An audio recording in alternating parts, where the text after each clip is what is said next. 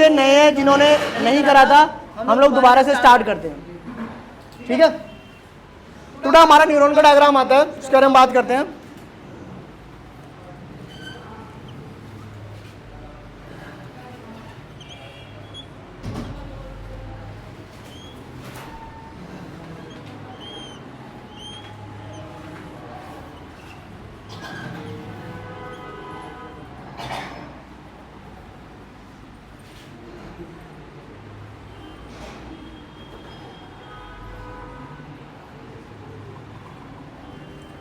इसे हम क्या बोलते हैं बेटा, सेंटर में क्या होता है हमारे पास, क्या होता है हमारे पास, इसको हम क्या बोलते हैं,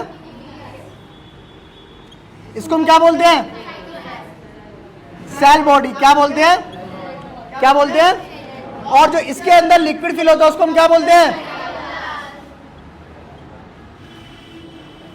साइटोप्लाज्म। यहां पे सारे क्या होते हैं, डेंड्राइट्स, क्या होते हैं। बहुत इसी तरीके से बन गया ना आज, लास्ट क्लास वाले बच्चे समझ सकते हैं। इसको क्या बोलते हैं, इन सबको, इन सबको क्या बोलते हैं, स्पेल आउट करना, DEN DRI, डेंड्राइट्स, क्या बोलते हैं इसको। ये बेटा ब्रांचेस की तरह निकले होते हैं ना, इसको हम बोलते हैं डेंड्राइट्स, क्या बोलते हैं, इसे क्या बोलते हैं, गुड, क्या बोलते हैं, माइलिन, माइलिन शीट, क्या बोलते हैं इसको। और इसको क्या बोलते हैं हम लोग, क्या बोलते हैं इसको, एक्सोन, क्या बोलते हैं। और जो ये वाले पार्ट होते हैं हमारे पास, इसको हम क्या बोलते हैं, क्या बोलते हैं, नर्व एंडिंग। क्लियर। ये हमारा किसका डायग्राम है, न्यूरॉन का। आपके पास पेपर में आएगा न्यूरॉन का डायग्राम ड्रॉ करने के लिए, तो आप बेसिकली कुछ इस तरीके का न्यूरॉन का डायग्राम आप लोग इजी ड्रॉ कर सकते हो, बहुत इजी है। सबसे पहले आप लोगों को एक्सोन बनाना है। जब आप एक्सोन बना लोगे, एक्सोन बनाने के बाद उसका वाला पार्ट आप बना दोगे, इजीली सारी चीजें आपका बन जाएगा। इसको बोलते हैं बेटा माइलिन शीथ। माइलिन शीथ का काम क्या होता है, एक तरह से प्रोटेक्ट करता है किसको, एक्सोन को।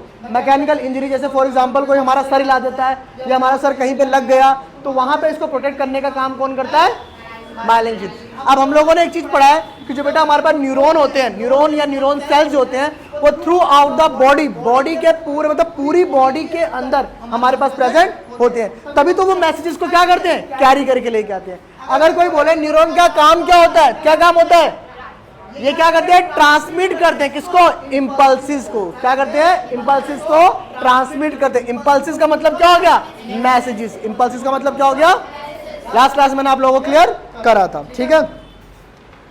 नेक्स्ट आगे हमारा टॉपिक आता है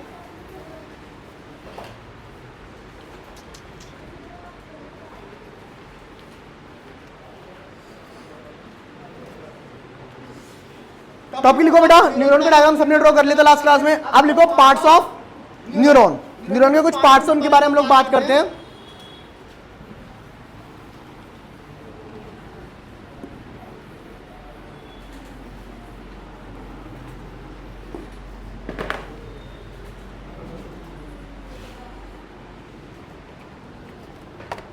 एक मिनट आया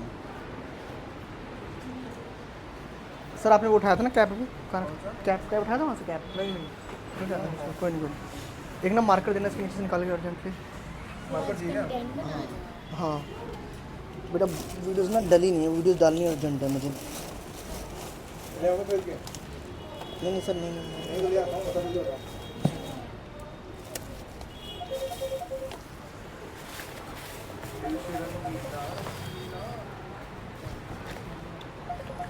इसका कुछ बेटा, किसी ने कैप देखी इसकी गिरी हुई, कहाँ गई।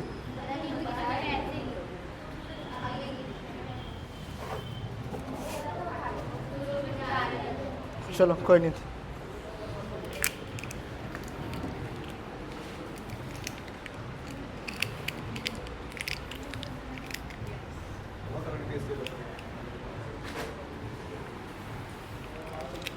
बेटा अगला जो हमारे पास टॉपिक का आता है, उस टॉपिक का नाम है पार्ट्स ऑफ न्यूरॉन। क्या टॉपिक है,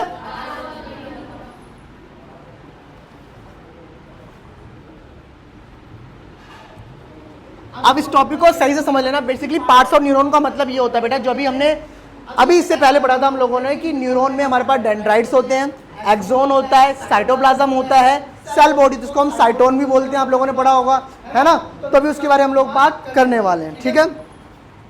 पहला हमारे पास क्या आता है, डेंड्राइट्स। क्या आता है? अब डेंड्राइट्स का काम क्या होता है बेटा, इंफॉर्मेशन को एक्वायर करना है। क्या करना है? इंफॉर्मेशन को। तो अगर हम बात करें डेंड्राइट्स का काम क्या होता है तो क्या बोलोगे? It acquires information.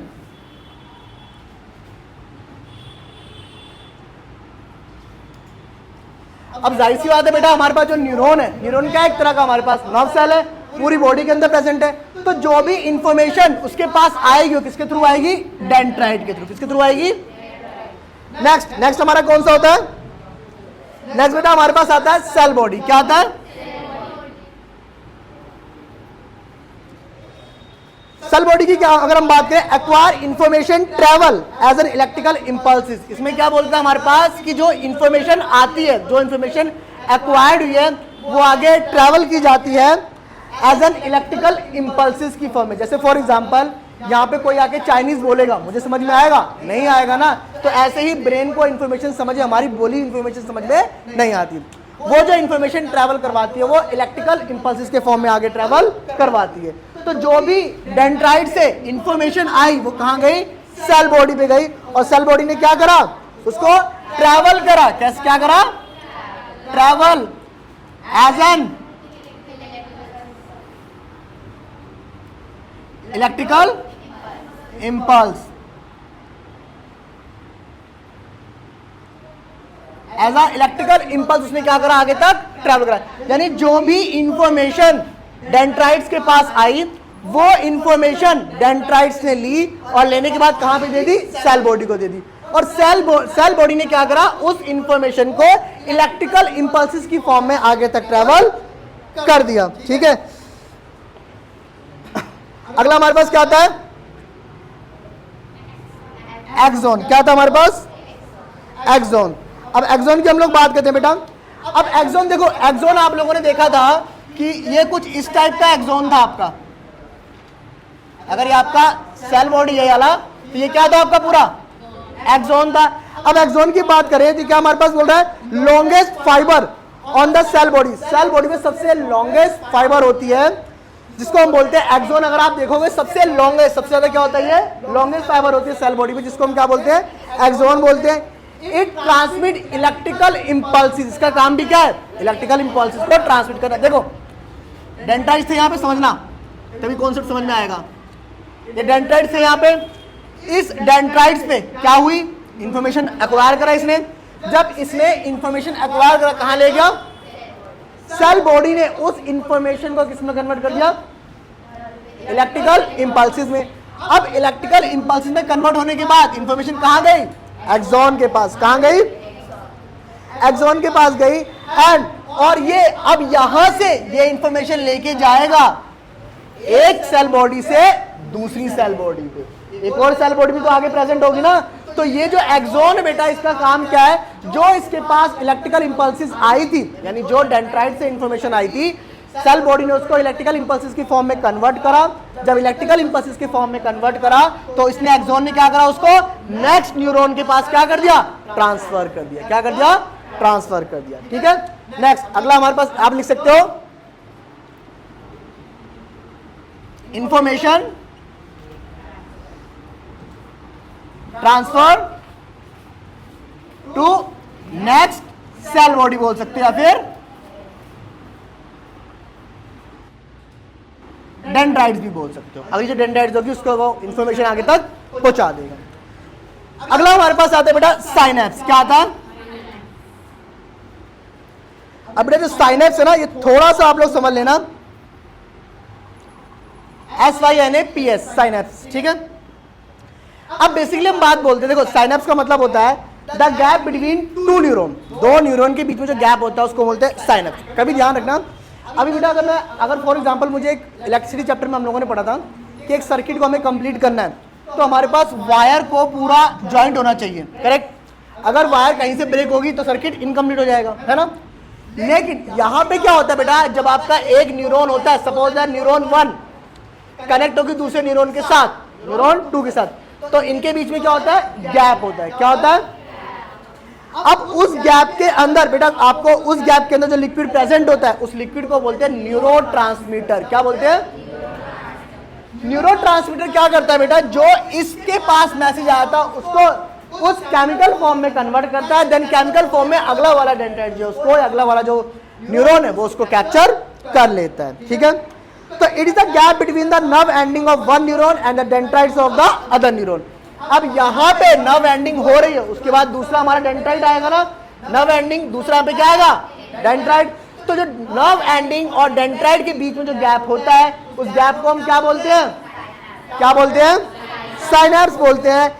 Here electrical signal is converted into chemical. वही सेम मैंने बताया, जो यहां से इलेक्ट्रिकल की फॉर्म में आ रहा है, जैसे ही नर्व एंडिंग पे जाएगा और इस गैप में फिल हो जाएगा तो गैप क्या करेगा, इलेक्ट्रिकल सिग्नल को कन्वर्ट कर देगा किसमें, केमिकल सिग्नल में, फॉर ऑनवर्ड ट्रांसमिशन, ताकि आगे ट्रांसमिशन हो सके। अब ऐसा क्यों करा उन्होंने, क्योंकि आगे जो इंफॉर्मेशन जानी बेटा वो केमिकली ही जानी है। आगे इंफॉर्मेशन कैसे जाएगी, केमिकली जाएगी, इसलिए उसने केमिकली फॉर्म में उसका इंफॉर्मेशन को न्यूरोट्रांसमीटर के अंदर डाल दिया, वो केमिकली जाकर वो अगले डेंड्राइट्स के पास इंफॉर्मेशन चलेगी। फिर अगले से अगले नर्व एंडिंग पे गई, फिर अगेन गैप में आ गया, फिर अगेन दूसरे डेंड्राइट्स के पास।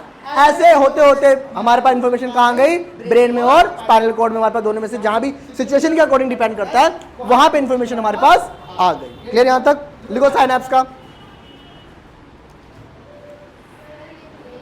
ये लिख लिया बेटा, ये लिखा नहीं है, लिखो जल्दी से।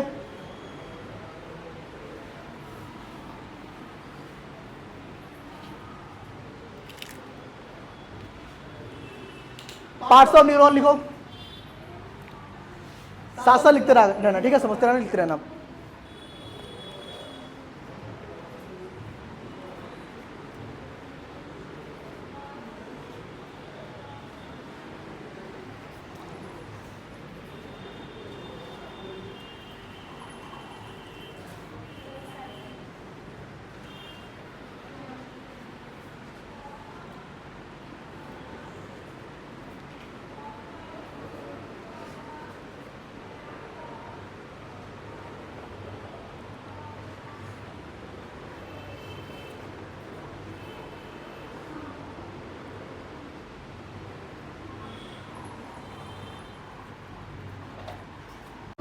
अब लिखो साइनैप्स के बारे में जल्दी से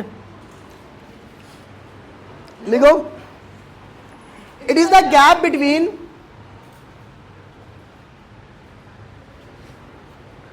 it is the gap between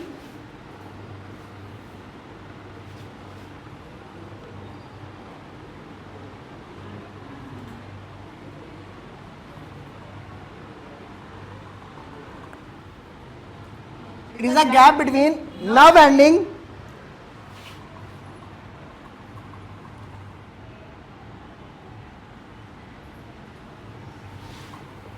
it is a gap between nerve ending it is the gap between nerve ending of one neuron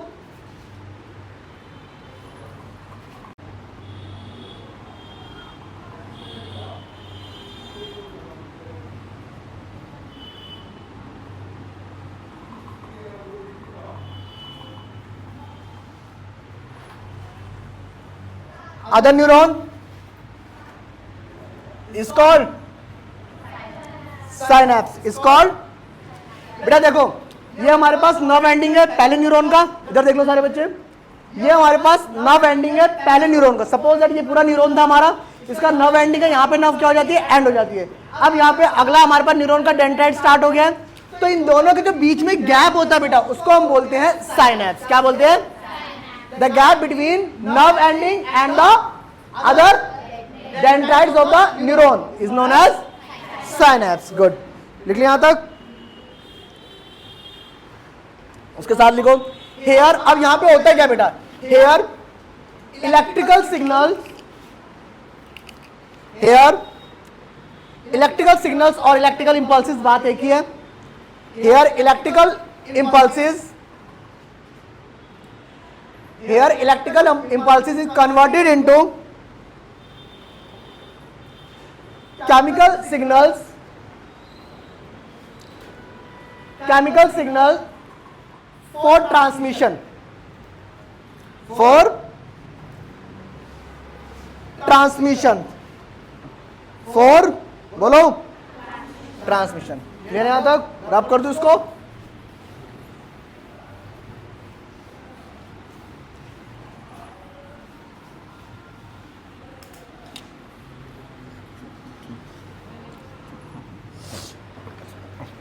अच्छा बेटा, अब हमारे पास टॉपिक आता है उसको बोलते हैं रिफ्लेक्स एक्शन। क्या बोलते हैं?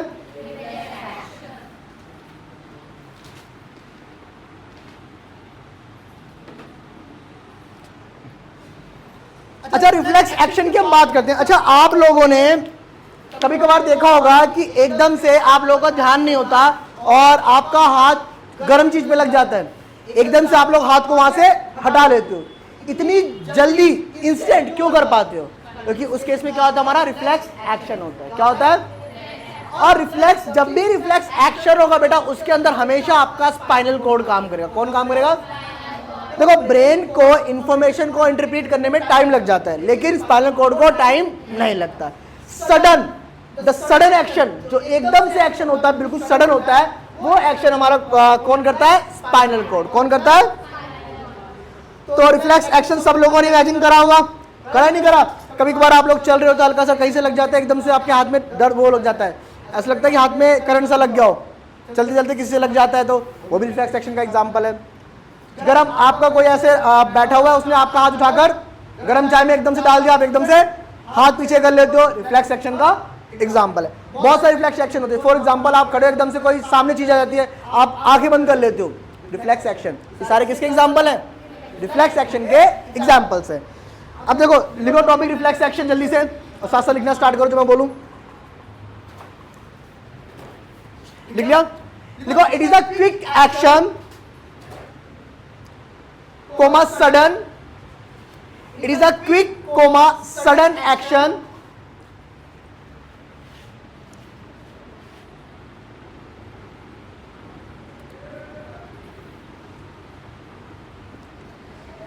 and immediate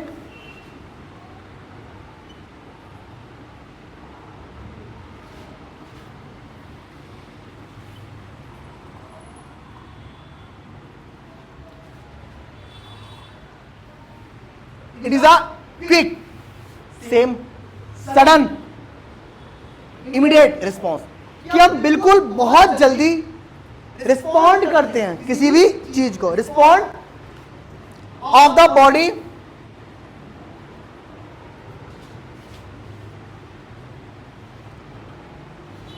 to a good stimulus। Stimulus last class में बताया था, इट हॉट कोल्ड, है ना, ये सारी चीजें, स्मेल वगैरह सारी चीजें क्या है हमारे? स्टिमुलस है। तो बेटा हमारे पास देखो, वो कह रहा है it is a quick sudden immediate response. आप एकदम से रिस्पॉन्ड कर रहे हो किसी को, of the body to a stimulus, कि मतलब जो हमारा जो स्टिमुलस है, उस स्टिमुलस को बॉडी एकदम से रिस्पॉन्ड कर रही है। क्या कर रही है? एकदम से रिस्पॉन्ड कर रही है, उसको हम बोलते हैं रिफ्लेक्स एक्शन। क्या बोलते हैं? ऐसा समझ, it is a quick action, it is a quick action. ठीक है, अब एग्जांपल ले लो, लिखो एग्जांपल, नी जर्क। कई बार होता है ना, नी में क्या जर्क लग जाता है, नी जर्क हो गया। Withdrawal of hand, withdrawal of hand on touching the hot object. जब एकदम से आप गर्म ऑब्जेक्ट को पकड़ते हो, आप अपना हाथ क्या करते हो? एकदम से क्या करते हो? आगे की तरफ खींच लेते हो ना अपने पास। क्यों? क्योंकि चीज क्या होती है? गर्म होती है। इट मींस आपके स्पाइनल कॉर्ड को पता है कि आपको वहां से हाथ उठाना, वरना आपका हाथ जल जाएगा। तो ये सारे किस में आता है? हाँ, वो भी रिफ्लेक्स एक्शन में हमारे पास आता है? ब्लिंकिंग भी रिफ्लेक्स एक्शन में आता है। ठीक है, नेक्स्ट लिख लिया? हो गया तक? अब बेटा पेपर में आप लोगों के पास रिफ्लेक्स एक्शन आएगा, आप तो बहुत इजी बता सकते हो। It is a sudden movement, it is a sudden action in response to a stimulus. Stimulus के रिस्पॉन्स में सडन क्विक इमीडिएट एक्शन हो रहा है, उसको आपने बोल दिया रिफ्लेक्स एक्शन। अब पेपर में आता है व्हाट इज रिफ्लेक्स आर्क। क्या आता है? आता है ना? कौन कह रहा? हाँ, किसने भी कहा था? हाँ है? Reflex arc. अब रिफ्लेक्स आर्क बेटा एक तरह का पाथवे होता है। क्या होता है? एक तरह का पाथवे होता है जिस तरीके से आपका रिफ्लेक्स एक्शन होता है। लिखो, the pathway through which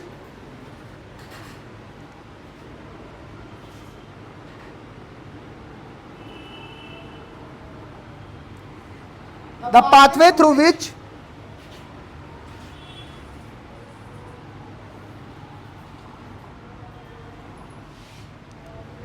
nerve impulses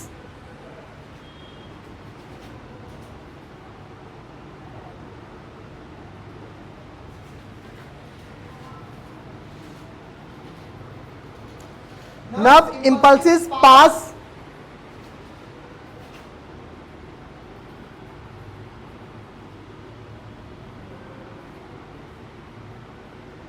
nerve impulses pass during the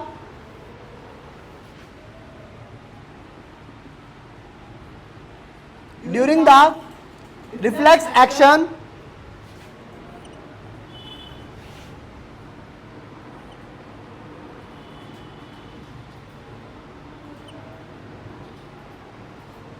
during the reflex is called reflex arc।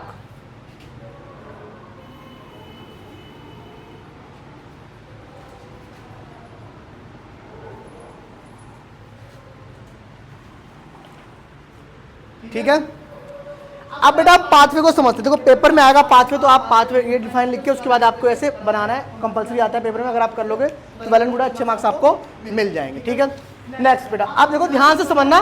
हाँ बेटा बोलो, आप ध्यान से समझना बेटा रिफ्लेक्स आर्क के बारे में। रिफ्लेक्स आर्क होता है क्या? देखो हमारे पास क्या बोला, द पाथवे, एक पूरा क्या हमारा पाथवे है, इसका क्या बोलो, the pathway through which nerve impulses pass during a reflex action, कि वो पाथवे बताओ, वो पाथवे, वो पूरा रास्ता जिसमें नर्व इंपल्सेस पास होती हैं, जिसके थ्रू या जिस तरीके से नर्व इंपल्सेस पास होती हैं जब रिफ्लेक्स एक्शन होता है, तो उसको हम क्या बोलते हैं? रिफ्लेक्स आर्क उसको हम बोलते हैं। ठीक है, नेक्स्ट चलो अब आ जाओ। देखो यहां पे बेटा हमारा एक स्टिमुलस था, मैंने आपको लास्ट पहले ही बता रखा है स्टिमुलस का मतलब क्या होता है। कोई भी, चलो हम मान लेते हैं हीट है, एग्जाम्पल क्या हमारे पास, अब हीट बेटा हमारे पास यहाँ पे एग्जांपल के तौर पे लेके चलते हैं, हीट है हमारे पास। अब उसके बाद हीट स्टिमुलस, हीट था स्टिमुलस हमारा, रिसेप्टर ऑर्गन जैसे कि क्या हो गया हमारे पास,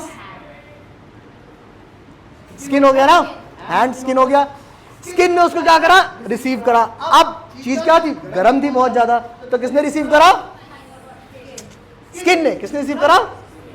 अब स्किन ने इंफॉर्मेशन कहां भेजी, जहां ब्रेन का रोल, ये ध्यान रखना इसमें ब्रेन का जो रोल है वो नहीं है, ब्रेन का रोल नहीं है। इंफॉर्मेशन कहां गई, अब स्पाइनल कॉर्ड ने क्या करा, रेस्पॉन्स करा। क्या करा, रेस्पॉन्स करा। किसको, इफेक्टर ऑर्गन। इफेक्टर ऑर्गन कौन थे आपके, गुड, चलो पढ़ाई कर रहे हो, कौन थे हमारे। अब मसल्स ने रिस्पॉन्ड करा, रिस्पॉन्ड करने हमें क्या मिला, इफेक्टर, यानी हमने जब इफेक्टर ऑर्गन के पास गया, तो इफेक्टर ऑर्गन यानी मसल हो गया, उसने क्या करा, रिस्पॉन्स करा। अब रिस्पॉन्स का मतलब हो गया जैसे अपना हाथ उसने क्या करा, रिमूव हैंड कह सकते हैं हम लोग, उसने अपना हाथ क्या करा, हटा लिया। तो इस तरीके से हमारा जो पाथवे बेटा पूरा, इस पाथवे को बोलते हैं रिफ्लेक्स आर्क। क्या बोलते हैं, और रिफ्लेक्स आर्क का मतलब हो गया बेटा कि रिफ्लेक्स एक्शन को एक पाथवे के थ्रू बताना, उसको हम बोलते हैं रिफ्लेक्स आर्क। क्या बोलते हैं, यहां तक किसी बच्चे को कोई डाउट है? हाँ बेटा बनाओ, ड्रॉ कर जल्दी फटाफट, किसी को डाउट है, क्लियर है, गुड।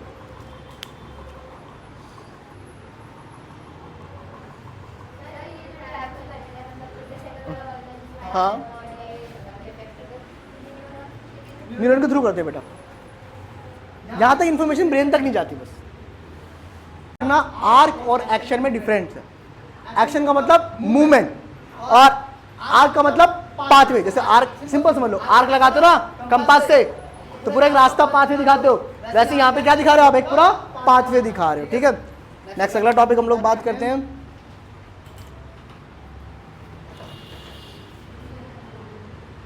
अच्छा हाँ, अब बेटा अब अच्छा एक चीज देखो, अब बेटा यहाँ पे रिस्पॉन्स कर रहा है। अब रिस्पॉन्स की हम बात करते हैं कि बेटा रिस्पॉन्स जो हमारे पास होता है, वो हमारे पास 3 तरह के रिस्पॉन्स होते हैं। रिस्पॉन्स हमारे पास कितने तरह के होते हैं? एक पहला अगर हम बात करें, पहला हमारे पास आता है वॉलंटरी रिस्पॉन्स, सुना होगा आप लोगों ने, वॉलंटरी रिस्पॉन्स। दूसरा हमारे पास आता है, वो होता है गुड,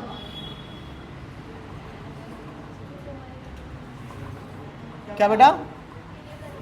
हाँ, इनवॉलंटरी रिस्पॉन्स। तीसरा आपके पास आता है रिफ्लेक्स एक्शन। तीसरा क्या आता है?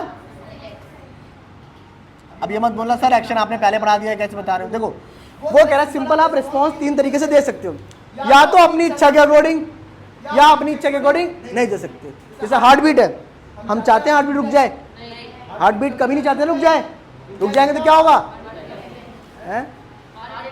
हार्ट अटैक आ जाएगा।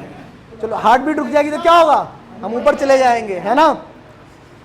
ठीक है, तो वो हमारे हाथ में, कंट्रोल में नहीं है। कुछ चीजें हम चाहते हैं हमारे कंट्रोल में रहे, जैसे हाथ हिलाना है, थिंकिंग हमारे कंट्रोल में आती है, ठीक है। और कुछ चीजें होती है जो बिल्कुल रिफ्लेक्स होती है, जैसे कि रिफ्लेक्स एक्शन सडन होता है, हमें भी पता नहीं होता आगे क्या होने वाला है। कभी कभार देखा है आप लोगों ने, बाइक साइकिल चलाते थे, एकदम से कुछ आ जाता है कोई सामने, तो आप सडन रिस्पॉन्स करते हो उस चीज का, सारे सडन एक्शन। अगर उसके इसमें ब्रेन आपका यूज करेगा तो बंदे को ठोक दोगे पहले आप, उसके बाद ब्रेन बोलेगा आपको क्या। कभी आपने देखा सच में, कभी कभी ऐसा होता है कि एकदम से कोई बंदा आ जाता है, आप ब्रेक मार देते हो, उसके बाद आपको माइंड में आता है कि क्या हुआ था, उस टाइम समझ में नहीं आता, इसको बोलते हैं रिफ्लेक्स एक्शन। बाद में ब्रेन उसको इंटरप्रेट करता है क्या चीज थी। गर्म चाय में आप लोगों ने हाथ डाला, आप लोगों ने सॉरी किसी और ने हाथ डाला, या गर्म चाय रखी, आप ऐसे खड़े थे, एकदम से आपने ऐसे रखा और गर्म लगा, आपने हाथ हटा लिया, तो आपको बाद में समझ में आता है चीज गर्म थी। आपने जैसे टच करके हटाया उस टाइम नहीं पता चलेगा, जैसे ही आप करोगे उसके बाद ऐसे देखोगे तो आपको पता चलेगा वो चीज गर्म थी, है ना? तो उसको बोलते हैं रिफ्लेक्स एक्शन। तो बेटा रिस्पॉन्स हमारे पास कितने तरह के हैं? 3 तरह के। कौन कौन से रिस्पॉन्स होते हैं हमारे पास? 3 तरह के हमारे पास रिस्पॉन्स होते हैं। एक होता है हमारे पास वॉलंटरी रिस्पॉन्स, एक होता है हमारे पास इनवॉलंटरी रिस्पॉन्स, एक होता है हमारे पास, ठीक है। अब हमारे पास कुछ चीजें, जैसे हमारे पास आता है बेटा वॉलंटरी। वॉलंटरी बेटा हमारे पास थिंकिंग वगैरह जो हम खुद अपने अकॉर्डिंग कंट्रोल करते हैं उसको बोलते हैं वॉलंटरी एक्शन। और ऐसे एक्शन जो हम कंट्रोल नहीं कर सकते उनको हम बोलते हैं इनवॉलंटरी एक्शन। और ऐसे एक्शन जो बहुत सडन होते हैं उनको हम बोलते हैं रिफ्लेक्स एक्शन। क्या बोलते हैं? समझ? 3 तरह के हमारे पास रिस्पॉन्सेज हैं। पहला voluntary, that can be controlled by ourself या बाय अस, उसको हम कंट्रोल कर सकते हैं। Involuntary action, they can't be control by ourself, हम उसको कंट्रोल नहीं कर सकते, हमारे कंट्रोल में नहीं। Reflex action, it is a sudden action, it is अ 3 तरह के रिस्पॉन्स समझ में आ गए? ठीक है, लिखो, ये लिख लिया था आप लोगों ने? लिखो, responses are 3 types. Responses are 3 types.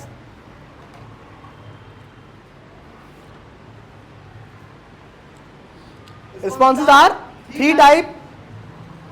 पहला लिखो वॉलेंट्री, फर्स्ट लिखो वॉलेंट्री, और उसके आगे लिखो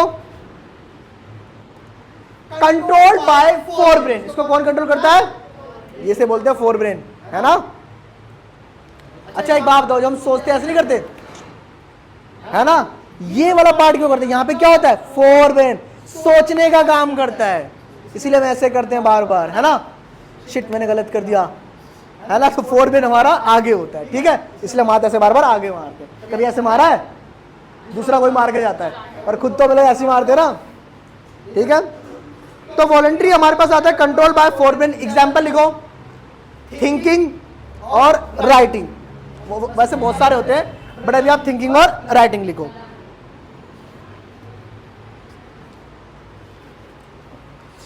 नेक्स्ट आगे हम बात करते हैं इनवॉलंटरी।